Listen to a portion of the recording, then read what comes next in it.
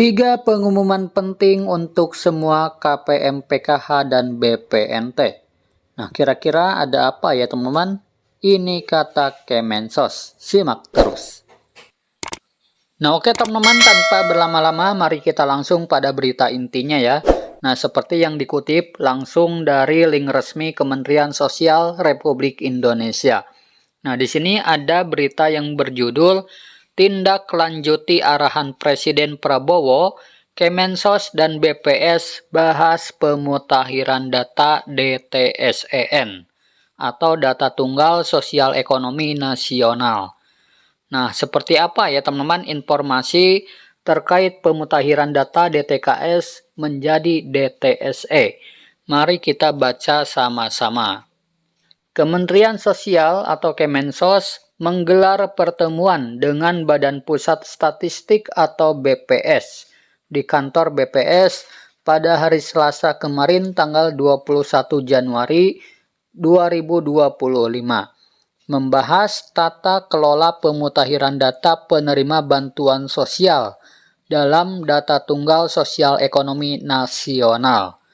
Hal ini sebagai tindak lanjut arahan Presiden Prabowo untuk melakukan validasi data agar bantuan lebih tepat sasaran.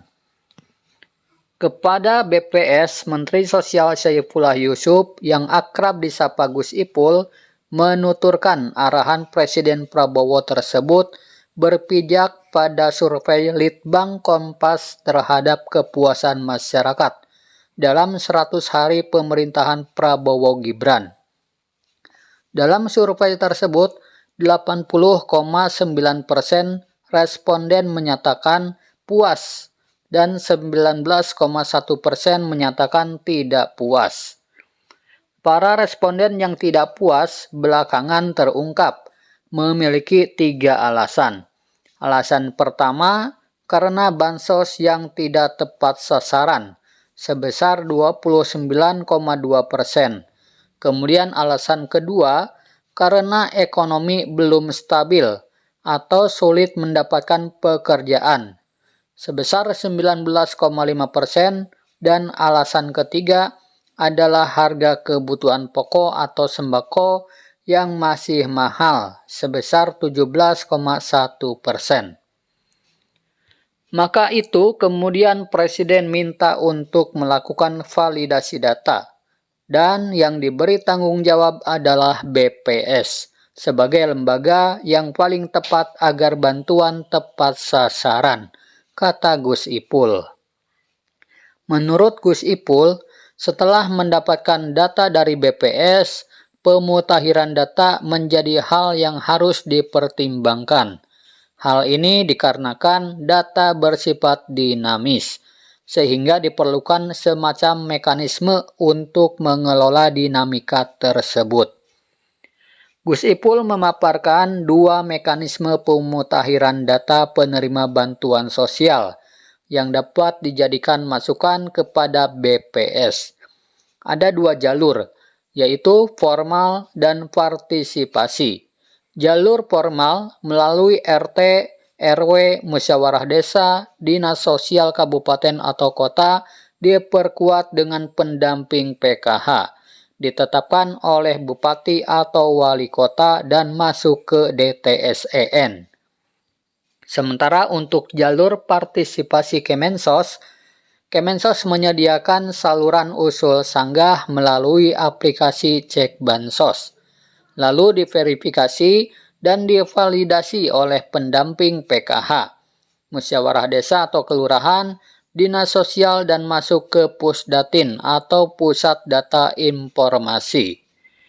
Dari DTSEN yang merupakan bagian dari usul sanggah ataupun daerah akan kami kirim ke BPS lagi untuk dimutakhirkan, lalu dikembalikan ke kita atau Kemensos lagi, ujar Gus Ipul.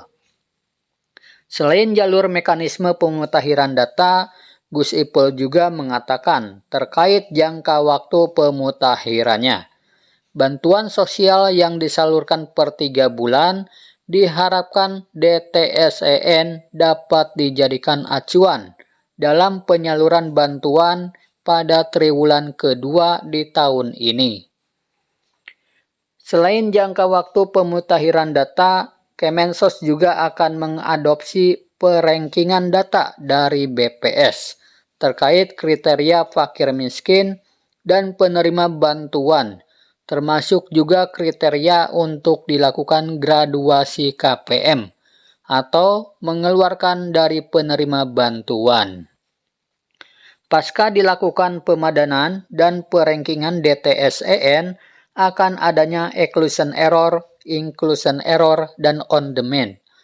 Gus Ipul menjelaskan exclusion error yaitu kondisi di mana orang miskin tidak mendapat bantuan di semua wilayah dikarenakan KTP dan KK yang tidak sesuai domisili. Kemudian inclusion error, kondisi di mana penduduk selama ini mendapatkan bantuan namun dinilai tidak layak, dan on demand yaitu penduduk yang merasa layak mendapat bantuan namun tidak masuk kelompok sasaran pada DTSEN. Selain itu, pengkayaan variabel dalam DTSEN untuk melakukan profiling KPM yang selanjutnya dapat disinkronkan dengan K atau L lain yang memiliki ketersediaan program pemberdayaan. PLT Kepala BPS Amalia Adininggar Widyasanti menyambut baik koordinasi yang dilakukan Kemensos. Amalia mengatakan DTSEN ditargetkan akan selesai di akhir Januari, termasuk perankingan data. Dari kami tinggal menunggu inpres atau instruksi presiden yang telah ditandatangani agar jelas secara regulasinya. Dengan begitu kami bisa menyerahkan datanya sambil variabel menyempurnakan untuk Kepmen dan Permennya, ujar Amalia. Terkait waktu pemutakhiran, Amalia menjelaskan untuk data setiap hari bisa masuk dalam DTSEN dan melakukan formal updating 3 bulan sekali sebelum dilakukan penyaluran. Untuk teknisnya, 1 bulan sekali BPS akan masuk DTSEN dan diterima Kemensos 3 bulan sekali.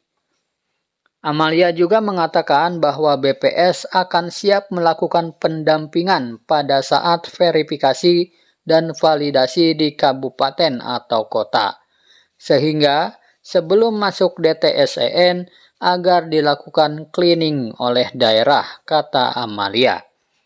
Selain jalur pemutakhiran dan jangka waktu pemutakhiran, Kemensos juga akan melakukan koordinasi lebih lanjut dengan BPS terkait indeks kesulitan geografis.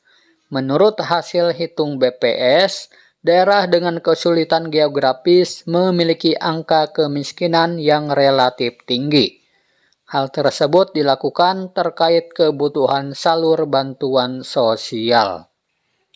Nah, ini berita langsung dikutip dari link resmi Kementerian Sosial Republik Indonesia ya teman-teman.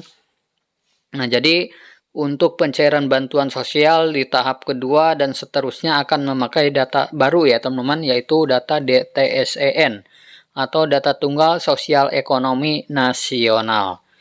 Nah, untuk kalian yang terdaftar di DTKS tahun ini atau tahun kemarin, mudah-mudahan di tahun ini masih bisa dapat bantuan sosialnya ya teman-teman. Nah, itulah informasi terkait pemutakhiran data antara Kemensos dengan BPS ya teman-teman. Nah, semoga video ini bermanfaat. Sampai jumpa di video selanjutnya. Wassalamualaikum warahmatullahi wabarakatuh.